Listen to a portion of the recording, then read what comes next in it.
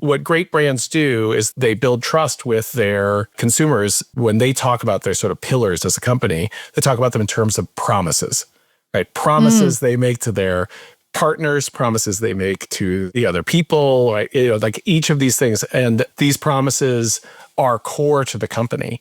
And the companies that have tried to just move fast and make as much money as they can, as quickly as they can, they break those promises all the time. And in a world where trust is going to become more and more important, they are going to be in real trouble, I think.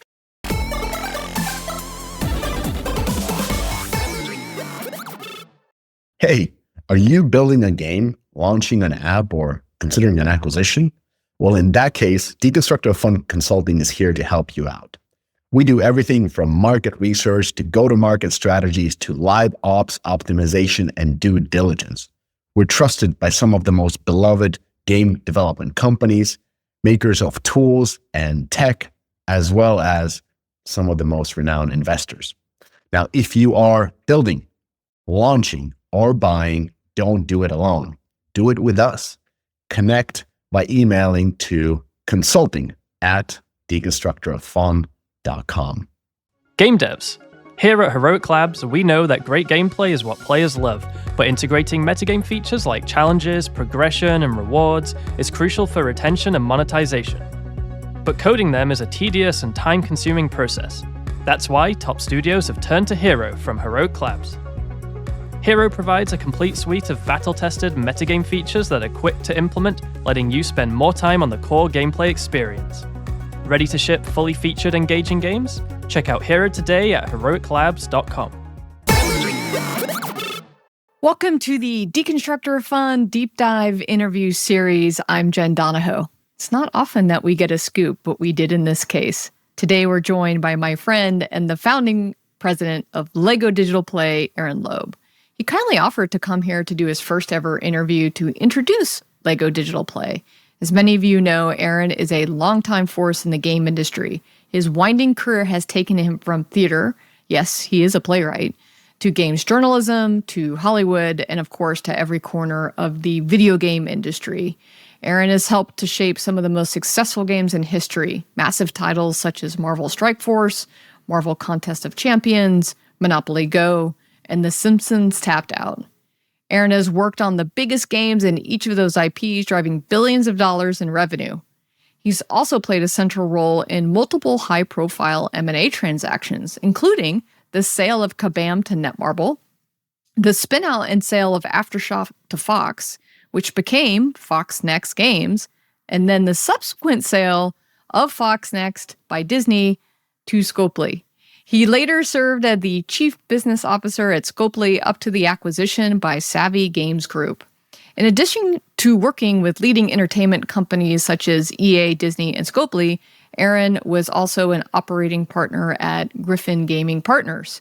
Not even a year ago, Aaron was in a really different place.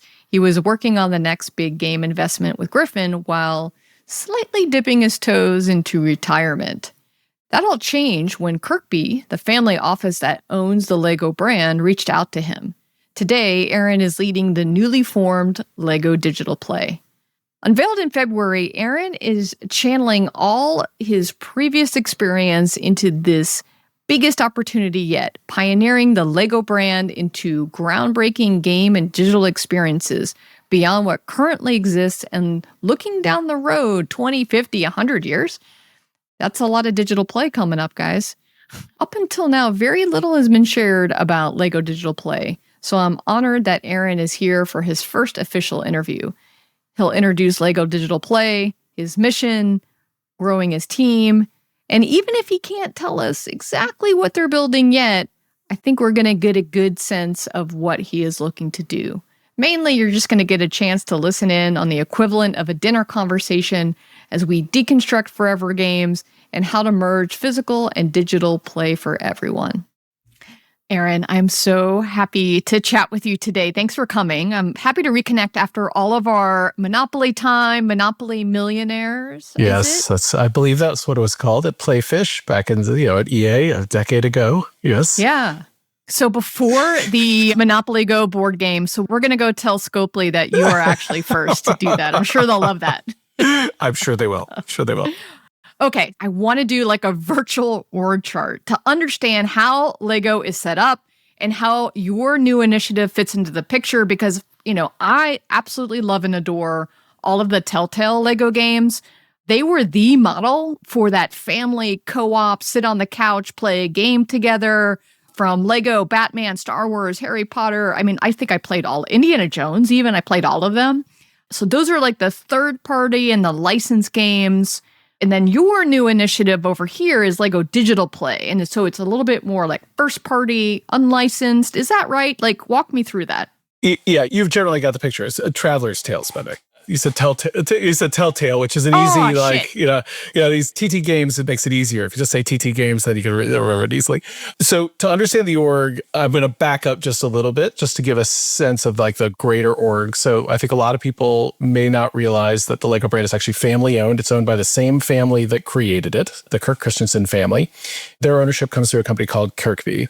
And back in 2023, the fourth generation took over and did this work of thinking about how to set up the company for the long term. So it's in great shape for the fifth generation. Actually did a reorganization back in 2024.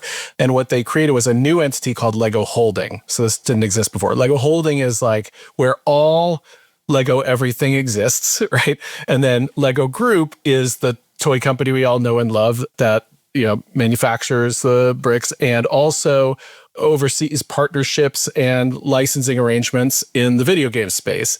So TT Games, all the games that you know and love, everything that you've ever seen in the market, Lego Fortnite, all of it, that is in the Lego Group and it remains in the Lego Group. So those relationships, third-party relationships, et cetera, stay at Lego Group.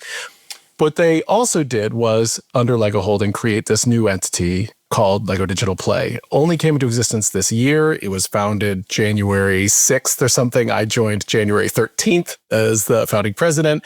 And it's a completely new entity to invest and create in, wholly new experiences that are different than what already exists, right? Creative, joyful, exciting, new digital experiences that I could say most broadly are new expressions of the brand in digital. It is a very different entity and it is not doing those licensing relationships. And folks who want to license the Lego brand to make a video game should be talking to the folks at the Lego Group.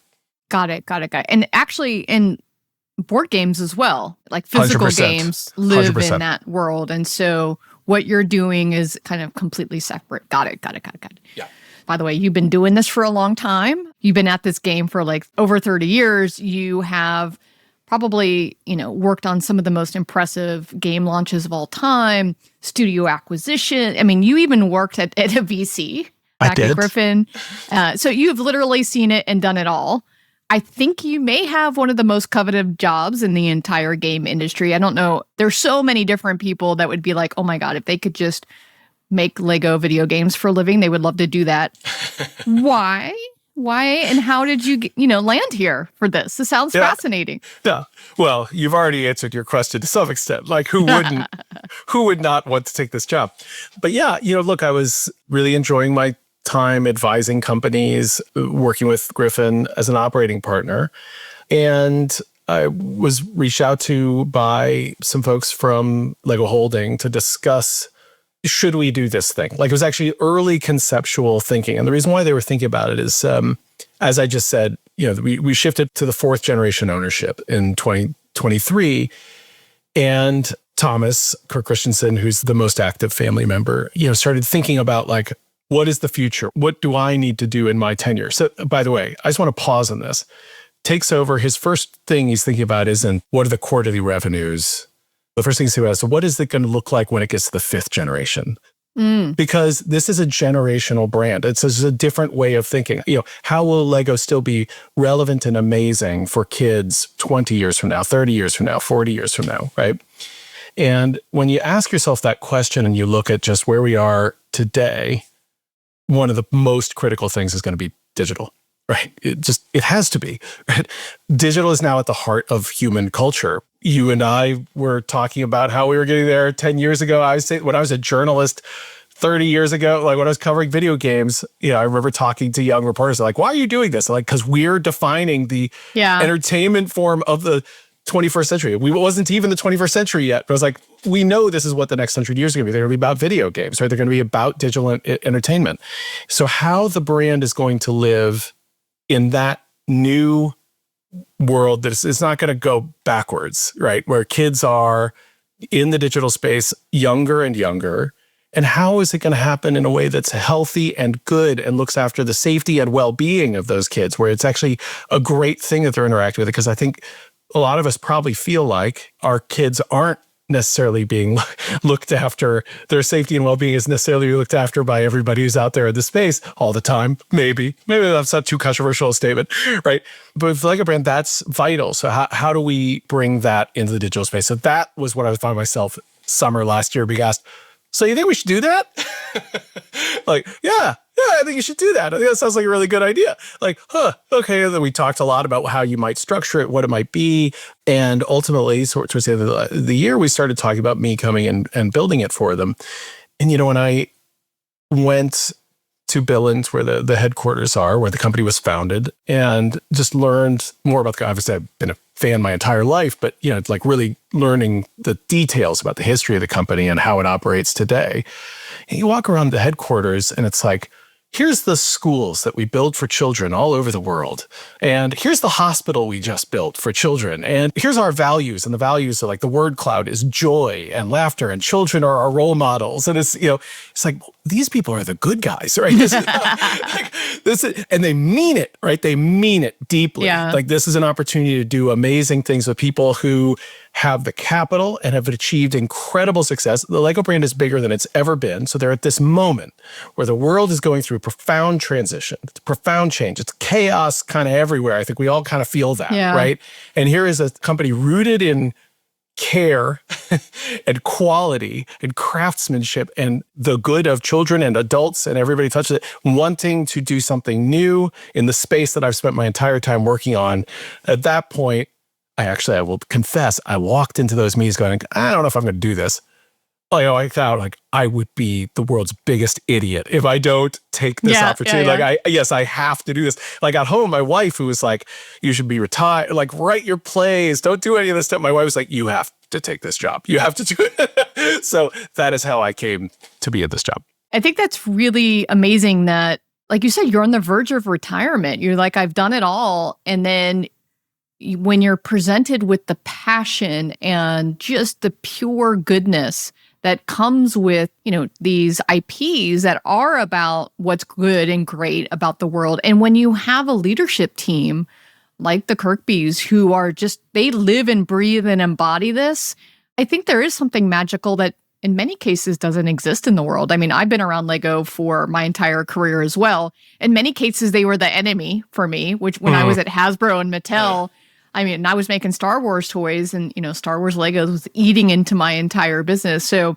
I have this whole different view of Lego of like, you guys, but you think about what that brand means and how it can extend IPs into different ways. One of the fascinating things when I was doing toys and action figures is, I don't know, if I could get a gold medal in something, it's like how to make toys for 8-year-old boys. It's a very weird skill set to have. I want to see what that gold medal looks like. I mean, if it's a gold medal that an 8-year-old boy would like. And so, it is all the toys and stuff behind me. But so basically there's 5 different personality types or play patterns that you have with kids. And so for young boys, it's the action figure kid, it is the artist, it is the jokester, it is the vehicle kid, the Hot Wheels kid, and then the final one is the construction kid. And this is the kid who's like the little engineer who just wants to build things and create and to have that completely open-ended play. I am not that kid. I am the action figure kid, which is why you see all the action figures behind me. But what this allows you to do and the ability to connect that with digital is, I think, the real opportunity that other brand may have captured. I call Minecraft digital Legos that beat Lego to the punch a little bit. We'll get there in a second. But first, I wanted to talk. We've been talking a lot about kids, and I just earlier talked about how, I think that, you and I and others grew up with this brand, and there is that kind of nostalgia. In fact, my stepson, Zach, and I played all of the TT games together. and he played Ninjago and all of the different Lego. I think I can still find a Lego brick. Used to be his bedroom, actually, and now it's my office. He's got all of these Legos. He actually is now in adult Legos. There's a whole segment. I call it the Black series because the box is all black. Yep. Icons. Yeah. Oh, Icons. That's what it's called. He's even building the one with the flowers. And I'm like, Zach? He's like, no, it's like more difficult. It's like more difficult. So I know we talked a lot about kids, but how are you thinking about your target audience, knowing in a sense that you do have kind of everyone to work with? It's a great question, Jen. And I think if you constrain your thinking to a single game or a single expression, it becomes important to be like, this is exactly who we're going after. But when you've been asked to think about, okay, how does this brand live in digital moving forward? It would be a mistake to think it's just this one small group. But at its heart, let's recognize that we all have love for it because of our experience with it as kids. It is a kid-first brand, I would guess. It would be a good way of saying it. But even if it isn't for everyone, it still is something that comes from that impulse that we all had as kids to just, there's a thing on the floor, I'm going to go around and play with it. And we lose that, right? What was in our mind, the core expression of it? It's somebody's got a bucket of bricks, they throw it on the ground, you just start playing with it. You see it in our office, there's bowls of bricks and we're having meetings. And of course, everybody just starts doing it. That is like a childlike, just love of exploration and discovery that we've seen lots of movies about this, et cetera. We all lose that as we become adults, And I got to tell you, just even the 6 months I've been doing this, when I tell people I work at Lego Digital Play or I work touching the Lego brand, people's faces light up. Oh, absolutely. And they immediately tell me the stories of the things that they built both recently or things that they do with their kid, right? And so, yes, while I talk about kids, because there's the expression that the brand has of children are our role models. It's a key kind of belief system. Children are our role models. So it's impossible to talk about it without talking about kids, but doesn't mean you're only making stuff for kids. You gave a great example of this. One of the most amazing expressions of the brand now, it's huge and very popular, is botanicals. These are building plants and flowers. These are being bought and built by adults all over the world and adult women all over the world, which is not necessarily a market that everybody was like, yeah, that's what the Lego bricks are about, is adult women, right? It totally is. It's it's one of the miraculous things about the brick and the system in play, which is the sort of underlying system of how they always fit together in the same way, no matter what different brick you pick. It can work it can transform almost anything through your imagination. It can become almost anything through your imagination. It's truly a remarkable invention that continues to do cool things that can work for everybody. When you think about franchise management, I try to not say the T word, which is transmedia, that I hate.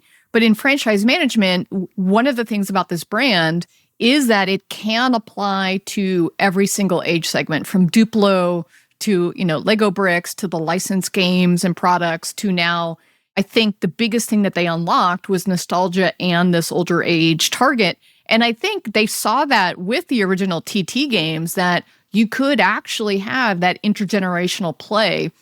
And you saw it with the Lego movies and how that really brought everyone back to it. So I am both thrilled for you and terrified for you for a couple of reasons.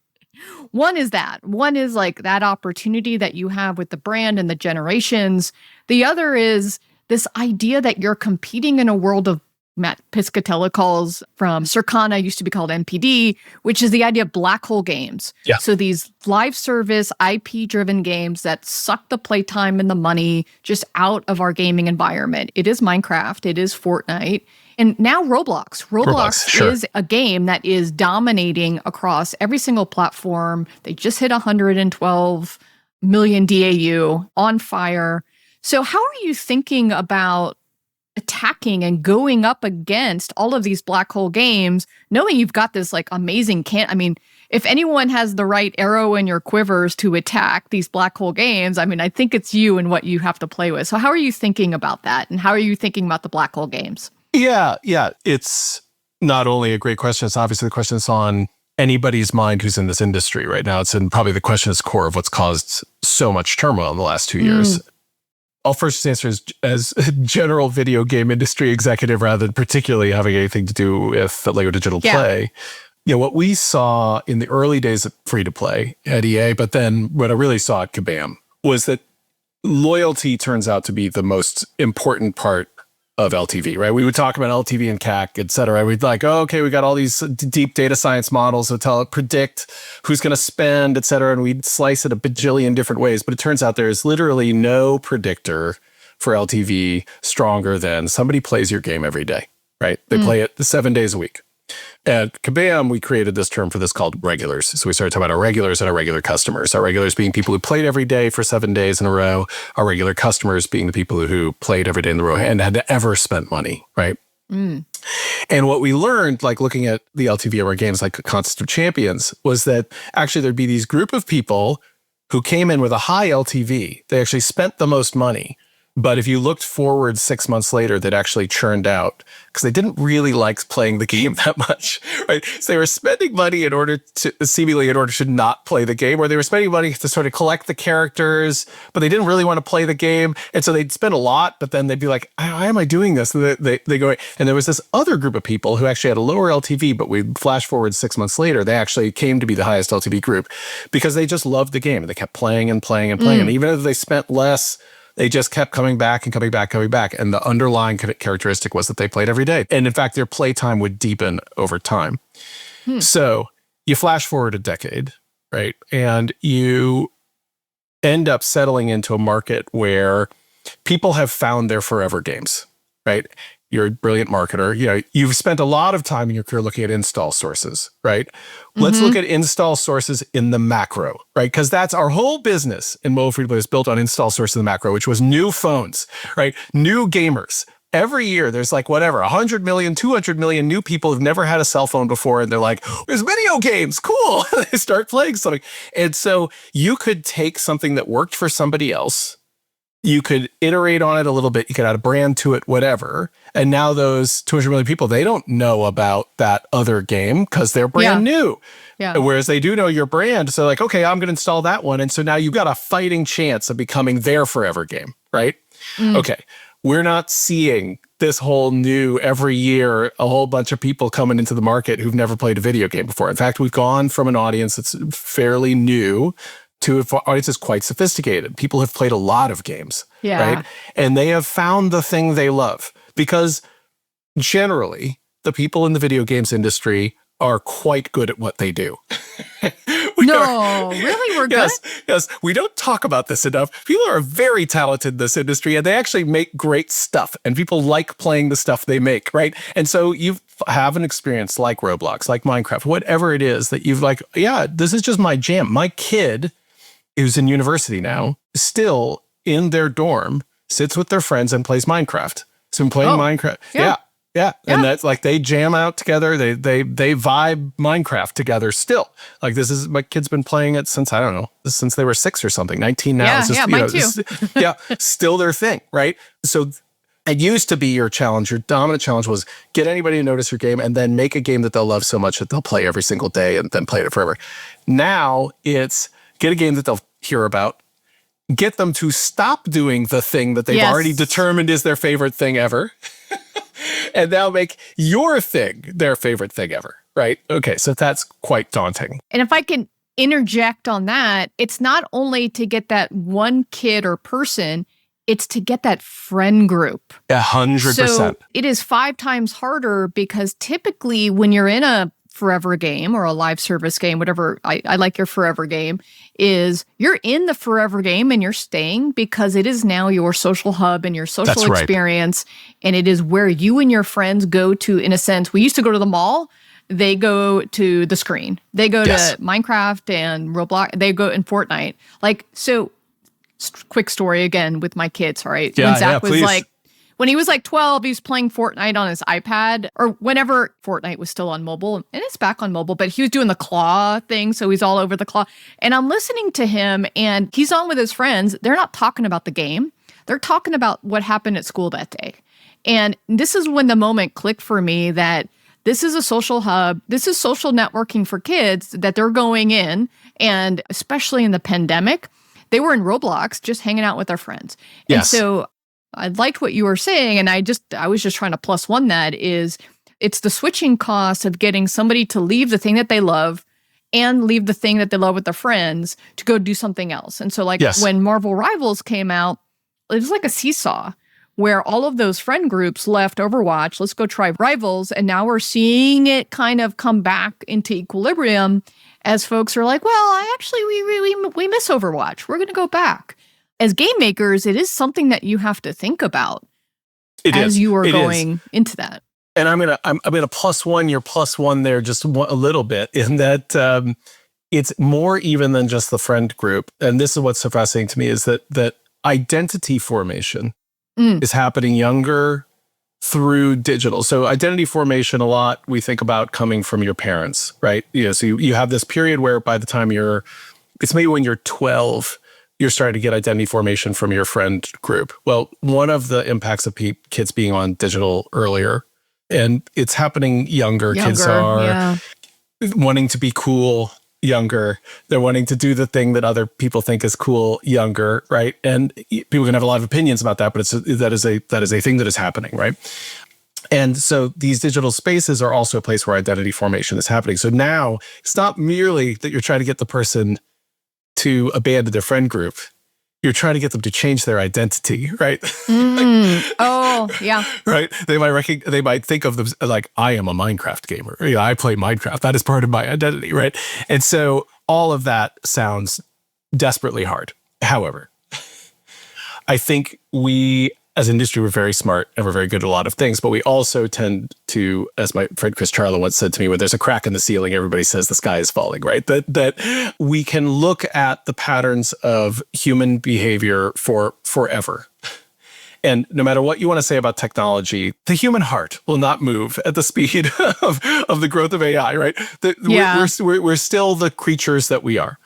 We demand novelty. We have always demanded novelty. We want newness. We want change. We want to form our own identities. Our parents tell us the Beatles are the best band in the world, and we go, no, the Beatles aren't the best band in the world. It's this band instead. Even though they're wrong, the Beatles are the best band in the world, but the kid still wants to believe. Yeah. And then maybe the kid eventually forms their own love of whatever the band is that their parents like. But my point is that entertainment has shown over and over again that nobody can build a moat that no one will ever cross.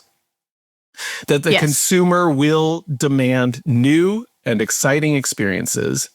And what I think is the mistake of this moment is applying the playbook that got us here, thinking about that's where it's going to get us next. What you've learned through the past 10, 15 years of free-to-play is innovation is scary and dangerous. Like there's play patterns that work, stick to them, do minor iterations on the play patterns that work, and maybe just add a brand and like maybe one new feature, right? What we're seeing is that I believe that the consumer is going to demand revolutions, not little incremental changes in order to move into new things, experiences that they haven't had before.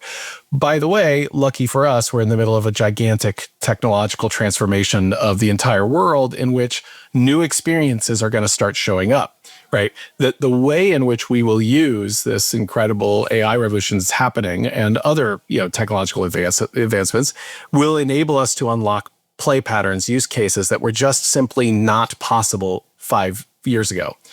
The mistake people will make in that first period, of course, is the same one that we always make when we're using yesterday's playbook, try to build yesterday's game. They'll just remember when smartphone first started happening. What did we do? Yeah. We took console and PC games, we stuck them on the smartphone and said, this is what everybody wants. And when you were an RDA, we had 80% market share until we didn't, right? Because it was games that were built for mobile came along and completely changed the market. People wanted completely new things.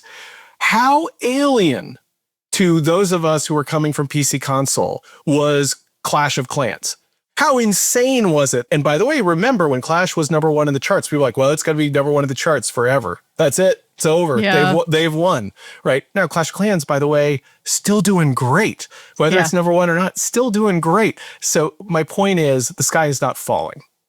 My point is that, yes, there are these black hole games, whatever terrifying name we want to give to them. Yes, people are pooling their attention in the top, but also we are constantly seeing these like shoots and leaves of new, exciting, different play patterns emerging that kids, adults, everybody jumps to. and gets really excited by. And that's not going to stop. That's never going to end. People will demand new things.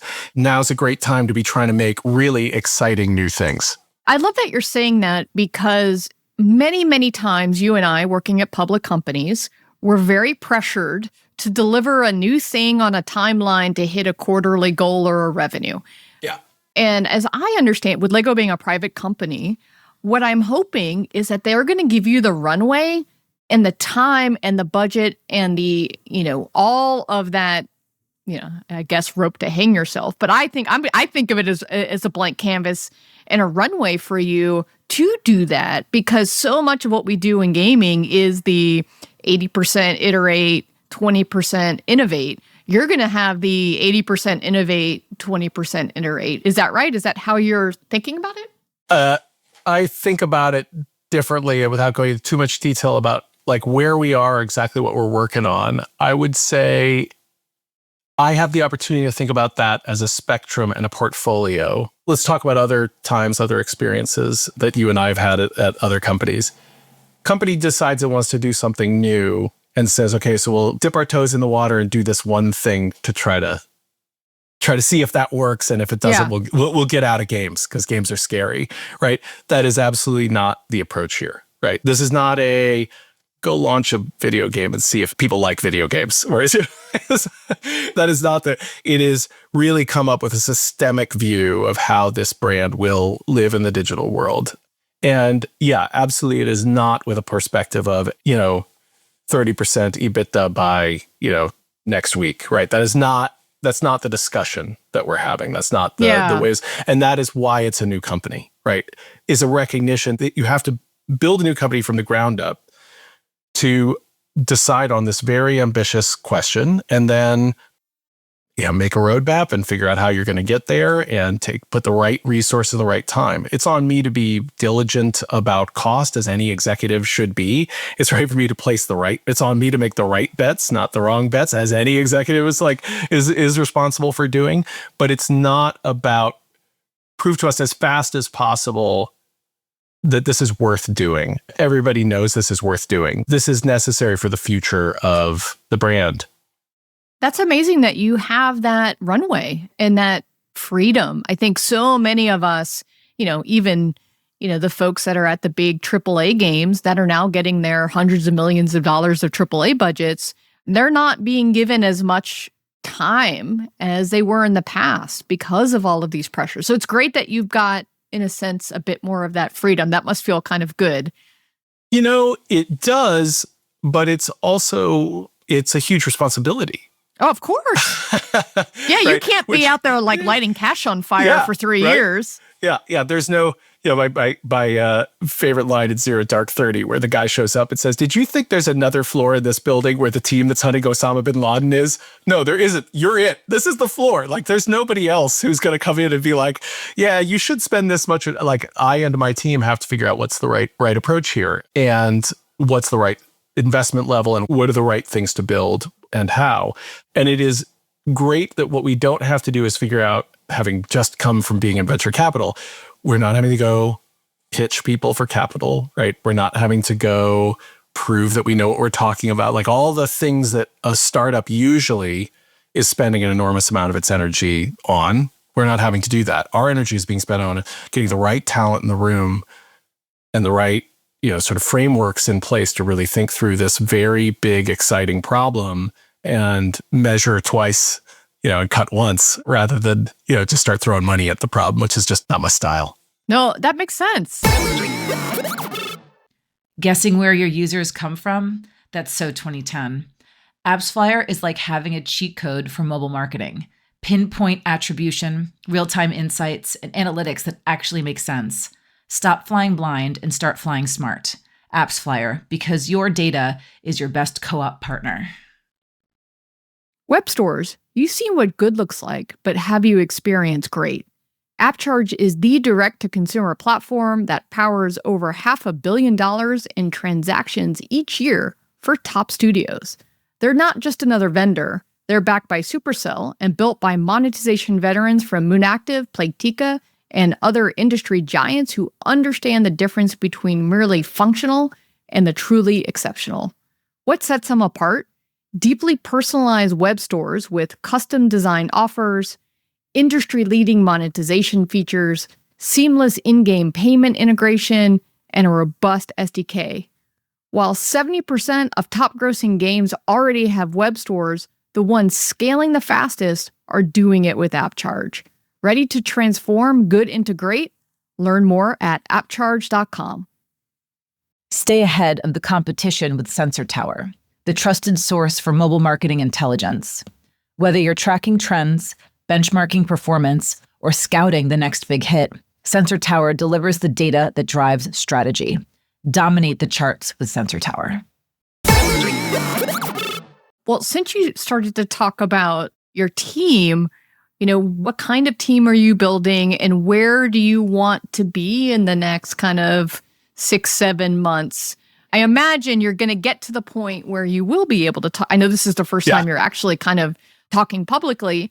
And I know that you can't reveal everything behind the curtain, Mr. Wizard of Oz. But what can you tell me about maybe the next kind of 6 months? Yeah. So what we've done so far is assemble a reasonably small team. So we're about 15-ish people and growing. And it's kind of top talent from the US and Europe. And folks from major game companies, EA, Activision, Scopely, but also folks from top entertainment companies, Disney, NBC Universal, etc. And it's also some key people coming from the LEGO Group itself and even from Kirkby. So, folks who know the brand really well and know the organization really well and bring the right sort of strategic thinking there. And that team is formed around both deciding what will this company be when we can talk about it? When we reveal what this company is, it will have been a question that will have been thought through thoroughly by some people who've done some really big things in their career. But then also thinking about what's the kind of company we want to be.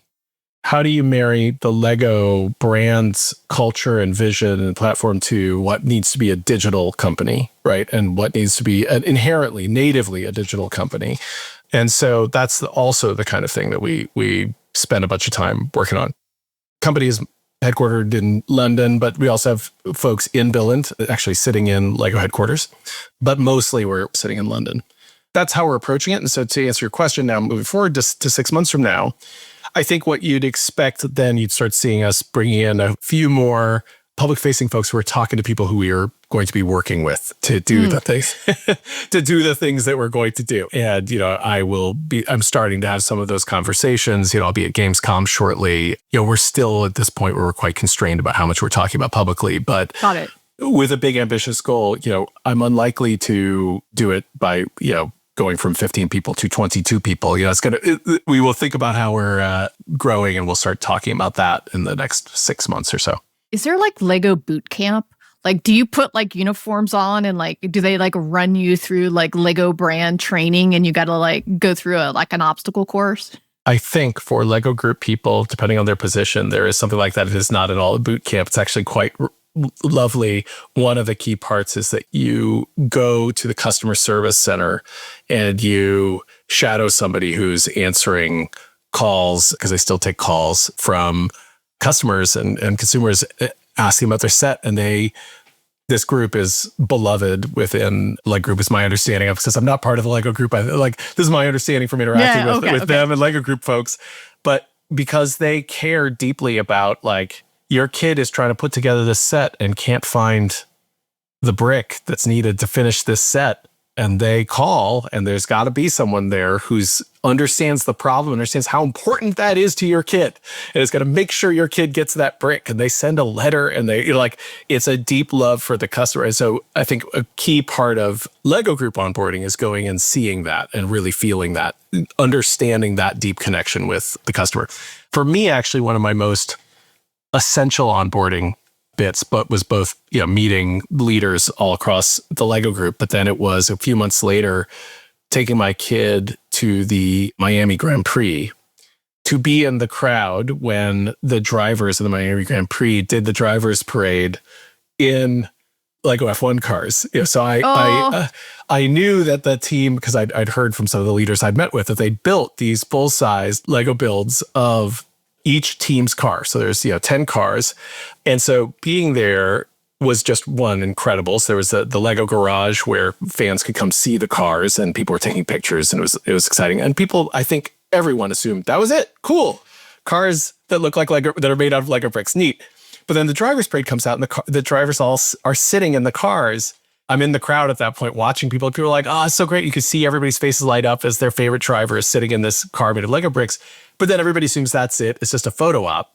And then I don't know who it was, Lewis Hamilton or one of them was being interviewed. It's like, okay, well, it's time for the parade. And then they all get behind the wheel and they start driving. Driving? And the drivers are all like laughing and really racing each other in these cars. But the moment that car first moved, I heard everybody around me in the crowd go, what? And just this awe on their face. Like, that is the coolest onboarding, like the best onboarding you could ever have. It's just like really seeing what this brand can do. I mean, it's not even just the brand, the brick. Like it's beyond a brand. It is a creative medium in and of itself. What that medium can unlock in people's brains, and just excitement and childlike joy, including the drivers who were just having the time of their life. Yeah, it was incredible. Oh, that's so cute. I mean, this is a weird analogy, but I think you worked on WWE when you were at Scopely. So I made WWE toys and also WWE champions. And so I would talk to so many people that were like, ugh, that wrestling stuff is fake. And I'm like, come with me to one of the, live events and just, see what it's like. And so we would bring in like the buyers or, different people.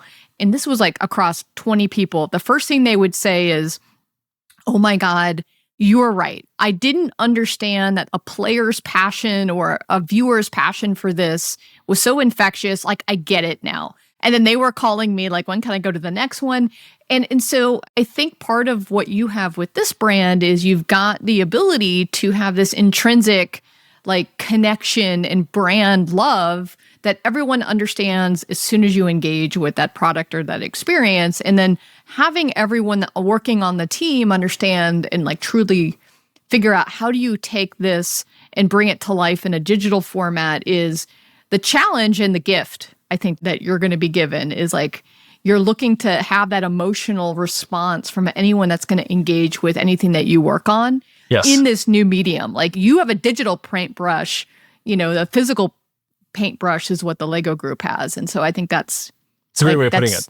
Super, super cool. Like figuring out how to unlock that level of joy in a digital experience. Like, the cynic, because you and I've been doing this long enough, I gotta be a little bit cynical. You're like, it's impossible and you don't even need it. You can do it. But like, just as a person who loves creating stuff, like what could be a more exciting problem than that, right? There is there's a graveyard of failed experiences in gaming, whether they were Lego or other brands. And I think you're right to bring up the cynical, like the thing you just said, we're going to look backwards and be like, well, this didn't work and that didn't work. Therefore, nothing else can work. And I think what you may have to do is throw a lot of that out and be like, the world is different. Like you said, with AI coming up, with now that we have touchscreen, now we even have like AR. We have all these different ways to experience digital play. I think none of that matters. And a lot of that didn't work because of the limitations of the tech, of the software, of the interfaces. And I think for you, I'm excited for you for that.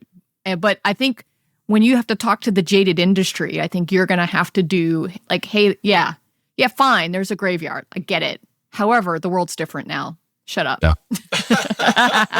So call me. I'll be your bulldozer on that. Thank you. You'll tell everybody to shut up for me. I that's not a very nice thing to do. I can't do that as the Lego leader. But yes, I hear you. And by the way, on your list of things, like one that blows my mind is the cloud. Like we've actually barely fully experienced the way that the cloud has changed everything. It's been around for a decade, and yet it's also changing everything. Like our kids don't think of things in terms of platform anymore, and our ability to just sort of recognize that as an industry, that itself is inherently a dated idea. that hasn't worked its whole way through. Forget about AI. Like that hasn't even made its whole path through what we do. Anyway, I think to your point, yes, the jaded industry, one of the advantages that we have in this context is we are not a public company, and it's okay. We're not playing to the jaded industry. Like that's not, I love it. It's not our constituent. Our constituent are game players. And it's just really between whether we can deliver something bold enough, exciting enough, creative and fun enough to live up to the dreams of people who love the Lego brand. Like that's all that matters. That's, by the way, unbelievably hard, but that's all. That's what matters. Yeah. I don't need to convince the jaded industry much of anything at this point. What's great is the world in gaming, and most of it is direct to consumer. So you don't have to go to the retailer and say, please carry this. I have to convince you, Mr. or Mrs. Retailer. You can now go direct to consumer. And so you can do things in our industry that back in the day you might not have been able to do. Now to reach players is a little bit more of a challenge and expensive and all those different things. But I think one of the things that I always talk about is the reason why we have come back around, it's cyclical in how we think about IP and franchise right now is that people are looking, I think I saw a stat, 68% of players say that they are interested in playing a game based on a book, TV show, or movie. And a lot of that is because it is expected, it's known, it reduces your acquisition costs. So this is a benefit that you have with the brand is like, I always preach the Monopoly Go, like it is successful because the reason why Scopely pays a license fee is because it reduces the friction from somebody to basically understand what it is that you're going to be downloading and playing. Even with Monopoly Go is not Monopoly, but it is the spirit of Monopoly. And that's what, Lego is going to be able to provide that, I'm going to be able to have open-end brick-based creativity. By the way, it might not even be brick-based, but that's probably some of the insights you'll need to do is figure out, like, what is it that somebody expects from the brand in a digital space? That'd be a great example of the work that we're doing right now. Yeah, exactly. Yeah. Oh my God, I would love to see the consumer insight reports coming out of this. They're pretty interesting. The testing has been quite fun. I think everything you said is absolutely right.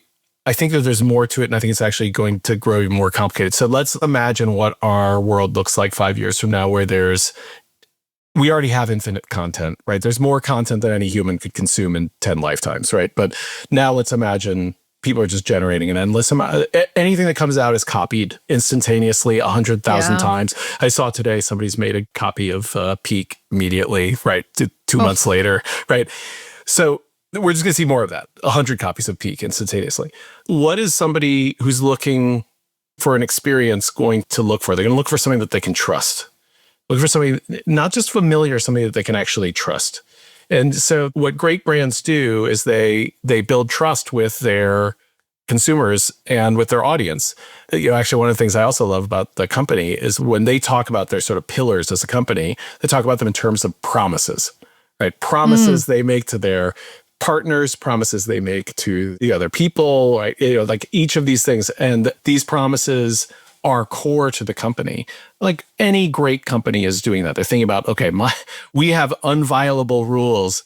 And the companies that have tried to just move fast and make as much money as they can, as quickly as they can, they break those promises all the time. And in a world where trust is going to become more and more important, they are going to be in real trouble, I think, right? Because what will the consumer look for? They will look for things that they know. Yeah. This is going to trick me. This is going to do all this stuff. Like that's going to be a really important part of this increasingly chaotic environment, I believe. Oh, that makes sense. No, absolutely. So when you think about building this team, you're 15-ish piece, and I think you're in London. I think I should have called you for tea time, sir. Yes. I should have come over for a spot of tea as you're in London. Yes. Which is not in Denmark where everyone else is. So talk to me about like why London, why not Denmark, and how are you going to bridge that gap? So I moved to London 5 years ago. Scopely moved me. I have immense gratitude to them for that. And the time, by the way, we made the decision I'd move to Europe with them in February 2020 because we were going to really lean into, Yeah. Obviously with the pandemic, I ended up being on Zoom calls to LA for 3 years. But we moved to London because my wife's work. She's both represented victims and their families of atrocity crimes and human rights violations for 20 years. So for years, she went into court, litigated some of these really big landmark cases. First time anybody who's ever held accountable for the genocide in Somalia, for instance. And then about 6 years ago, she formed a new NGO with her law partner where they go into countries where the crimes were committed and help attorneys there go after the perpetrators in the home country where it happened rather than in international courts, because it's so much more meaningful, right? If this war crime or this atrocity was committed in this country, rather than having to be prosecuted at The Hague for it to be prosecuted, where it was committed in the courts of the country where it was committed is incredibly powerful. And so they've been doing that for 5 years. Well, they started it while we were in Santa Monica, and the Santa Monica to The Hague commute was killing my wife. So she's like, if you're taking this new job, let's move to Europe. And so, yeah, we did it. So I'm here in London. I love London. London's my home now. It's where a lot of the roots of the games industry are in the UK. And, it's getting better and better every year. There's a huge amount of talent in London. And it's also a great place where people like to live and relocate. It's kind of easy to get somebody to live in London because it is the greatest city on earth. Sorry, New York. Please don't send me hate mail. I'm kidding. No, I love London. So because I'm a theater person, it's an incredible. Oh, that's true. Yeah, it's just, my heart is here. So are you 100% in office? Are you hybrid? How are you thinking about? We're all in 3 days a week. Some of us come in the other 2, but not all of us do. But because we're starting something new, that's the other thing. We're not doing the remote thing. It's as we've explored in this conversation, such a big and exciting but difficult challenge. Doing all of that remotely would be very, very hard. You'd have to spend a lot of your energy. I've talked to friends who successfully built remote first companies, and a huge portion of their energy is spent making it work to be remote. And they found that's worth the investment to get the talent. But because I'm still quite small, I'm able to bring the people here. And so it's worth it to not be remote. It makes sense. I think, we talk a lot about this topic on Deconstructor Fun a lot, and there's always debate remote versus not.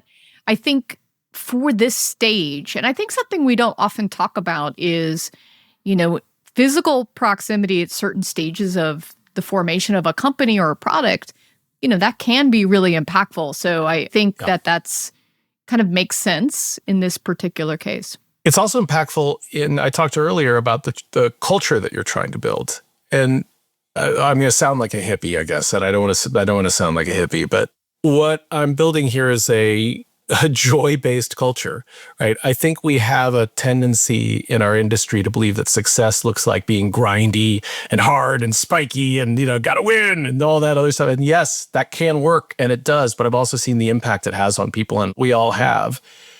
And one of the things that I think you can look at what Lego brand and the group has done over its years is they are not that way, and they have achieved incredible success, that it is possible to be a company centered on being joyful and kind and very hardworking and diligent and careful and you can have incredible success. And so to build a culture that's heavy on trust, heavy on play, heavy on joy, to do that all remotely, even harder, right? You want to build those bonds together as humans. And then all of those humans who sort of built that culture initially then will, can continue to spread it as the organization grows. No, I love that. I love that that's part of your vision for the culture at the very beginning. And you're building that from the ground up. There are so many times, and I'm in our industry where the cultures are very different than that. And since I've known you a long time, I know that, you're kind of walking the talk, which is what I like. So that I know that actually is what you intend, unlike some other people that say the words and don't actually live the words. I know you actually mean the words, which is awesome. I appreciate that. Thank you. As we start to wrap up here, you're probably going on a game industry conference roadshow. What's kind of next up for you? Yeah. So next is Gamescom, where we'll be taking some meetings, talking to some folks, catching up with old friends, which I'm really excited about. There's some folks I haven't seen in a while who are coming over to Gamescom. And then it will be DICE Europe in Edinburgh in September. And then probably next time Lego Digital plays out in the wild, meeting with folks is GDC. Okay. Awesome. Yeah. Good. Yeah. So we will definitely be at GDC in San Francisco. I demand a spot to say hi at GDC then. It will happen. It will happen. We must catch up. We could talk about the old days of Monopoly Millionaires. and how we got there first. Oh, and the Playfish. Didn't we do like Sims free play too? We did, yeah. Though that game, I don't remember. I think that game got up to something like 25 million MAU, or DAU. Excuse me, it was huge. DAU. Even it was a much higher MAU. Like that game was like at the tail end of Facebook's games being a thing. Unfortunately, but yeah, that was quite a title. That was made by the London studio at Playfish. I know. I loved all of our Hasbro visits together, going to that boardroom and sitting there and being grilled by the executives. Do you remember were you there the one where we went with Scrabble? It was, early days of mobile, and where we had to take Scrabble free just because of the pressure and introduce Scrabble as free to play and ads. And Brian Goldner was like, the CEO at the time was like, are you fucking kidding me? Yeah. But that was everywhere at that time, right? Like the idea that going free meant a drastic loss of value or quality, right? And why? Of course, people, but it's instructive for the people who weren't there. That's instructive of where we are today, right? Like when you go through these transitions, people want to bring the values from the old ways into the new thing. And it's those who are willing to just embrace what's changed. That's just 100% necessary to succeed. Absolutely. So going back to Dice Europe, are you presenting at any of these, or are you just taking meetings? Yeah, no, I'm giving a talk at Dice Europe. I'm talking about the future of play. You'll get some of my spicier thoughts on where we're going with Gen AI. And my preview will be just, I think a lot of the ways we're talking about where we're going we're like sort of almost intentionally limiting the possibility space of what we're going to do with these new technologies and new opportunities. And so I'll talk a lot about that and hope to have some good arguments with people over cocktails. Oh, I love that. Okay, so cool. So you sign up for your speaking gig to come see you speak at Dice Europe, Edinburgh in September. Awesome. Is there anything else? Anything we want to talk about? Let's reminisce about Simpsons Tapped Out, maybe. R.I.P. Simpsons Tapped Out. What a lovely game that was, right? Our mutual friend Chip Lang, just every time he'd be in a meeting and Homer Simpson as a push note would pipe up on his phone, he would just crack up. And would sometimes, the best part of it would be Homer Simpson push note would show up sometimes in meetings at exactly the right moment. So we'd well, this quarter we're down 10%. So we sort of go, no! That's exactly perfect. That happened like 5 times. It was great. Oh. Yeah. Actually, there's some of you said earlier that really stuck with me, just thinking about Monopoly Go when that team was in development. I think maybe it was one of your co-hosts consistently talks about that game as like, well, Coin Master plus Monopoly. I assume Massimo's told this story enough that it's okay for me to also talk about it, but that like the degree to which capturing rolling and going around that board was so different than having a 3-reel slot machine. Like the idea that these two things are similar is so wrong. Like it's not even funny how wrong that is. And the genius and hard work of that team to be able to get that to feel as good as it does. Like, I mean, of course it gets the credit that it deserves. What am I talking about? They've had such great success, but still just like, you would be very foolish to underestimate how hard that was for them to capture the joy of moving around that board as a mechanic, right? And that was so necessary for that game, to your point, for it to truly feel like, yeah, it's not the exact game of Monopoly, but this is a Monopoly experience. If they hadn't done that, it wouldn't have been what it is. It's just like that simple thing that seems like, oh yeah, instead of a 3-reel slot machine, it's moving around a board. Like it's not simple at all, right? Mad respect for those guys. Mad respect, yeah. Massimo, I don't know if you know this. I was on Monopoly Go version 1 when it was Clash Royale inspired versus, Coin Master. I guess inspired would be the right thing. I think what we sometimes have to distill down into a podcast conversation, many times that's on the fly, is that what felt like the idea of Coin Master plus Monopoly, the idea is like, oh, yeah, of course, like that's easy. The execution and how you actually do that is immensely, immensely challenging and difficult. And I think what people don't understand is that when you're doing these inspirations and iterations, a lot of the devil is in the details of how do you get it to feel that good and to feel that smooth. Sometimes I take that for granted as the marketer sitting next to that team. It's like, well, why can't you just do X, Y, Z? And they're like, it's not that easy. And so I love that you're reminding us that It's not as easy as we think it is half the time. That's why being a podcaster is fun. We can just say shit. and God bless you. It works really well, and it's a great podcast. But yeah, it is that like taking something from product thesis, like that high level. It's Marvel plus fighting game. It's Monopoly plus Coin Master, whatever. The actual, it's exactly what you're saying, execution. So to what you were asking about earlier, and the point there, like if anybody hears anything that's like, what is responsible for the graveyard of games out there? It's when you don't take seriously enough, like actually. Yeah. That experience delivering on the fantasy that you just sold the person on, right? Because when you say to me, it's Monopoly plus Coin Master, you say to me, it's Marvel plus fighting, right? I now have a thing in my head. I'm now dreaming of a thing. And if you don't lovingly craft that thing that I'm dreaming of, I am done with you in 5 minutes, right? And absolutely. Which is why Monopoly Go took 7 years. Yeah. We just talked about Monopoly Millionaires. I probably made 20 Monopoly games, and none of them ever got to anywhere near what Monopoly Go did. It just shows you how difficult it is when people are like, well, what's the next like Hasbro game they're going to do? It's like, well, guys, like this was a unicorn. Like they found magic. And if everyone could do it, there would be these games all the time. But there's just, that's how difficult it is. It's like this alchemy of, brand and IP and fantasy and UI and UX and love and experience and, all of these different things that is lightning in a bottle. I don't know if my wish for you is that you find the Lego lightning in a Lego bottle. Thank you. I will take from your lips to God's ears. Well, Aaron, I can talk to you all day. In fact, I would, offline, I'm going to be like, oh my God, you did both Marvel games, Contest of Champions and Strike Force, right? Like, oh my God. So many stories. So many. Did you do a Star Wars game? You were on Star Wars, right? Yeah. I made one of probably the biggest flop Star Wars games ever. So like, let's be proud also of our failures. Ooh, which one? Hunters? No, it's called Star Wars Uprising. It was a lovely game and it got great reviews. Not that those matter in mobile, but just it was the wrong product market fit. It just, it was the wrong game for the market for a lot of reasons that I can't, we don't have time now to go into, but yes, over drinks.